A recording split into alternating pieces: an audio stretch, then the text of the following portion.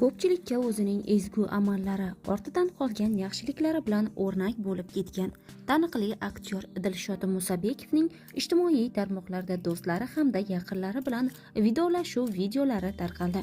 Assalomu alaykum hurmatli tomoshabin. Kanalimizga xush kelibsiz.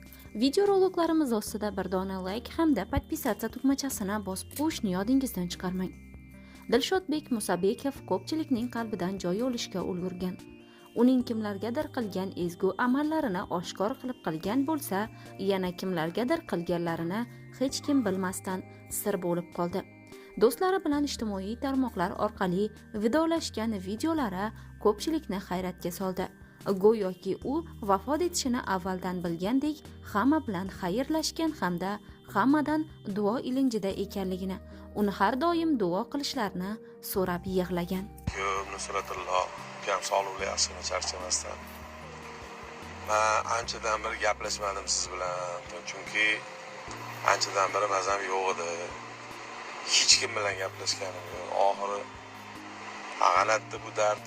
3 marta infarkt bo'ldim. Bir oylab reanimatsiyada yotdim. Xullas o'zimdan o'tdi, o'zim bildim. 7 oy bo'ldi mana xudo xolisa shu kasal bo'lganimga mana endi oyoqqa turib mana endi ko'chalarga chiqib, odamlarga qo'shilib, mashina haydab yaxshi bo'lib yuribman mana xudo xolisa. Hammasi ortda qoldi. Bunaqa har xil xayollarga bormang. Akam meni undoq qildi, xafa bo'ldi. Yo'q, unaqa narsa yo'q. Mana endi sizga to'g'risini aytayapman. O'zim bilan o'zim ovora bo'lib qoldim o'sha paytda. Hali xudo xolisa ko'rishamiz. Obязательно bir o'tirib gaplashamiz. Shuningdek, aktyor umra safarida bo'lgan vaqtida ham o'zining dardlaridan Allohdan shifo so'rab, Allohim, ilohim dardlaringni o'zing aritgin deya yig'lab duo qilgan.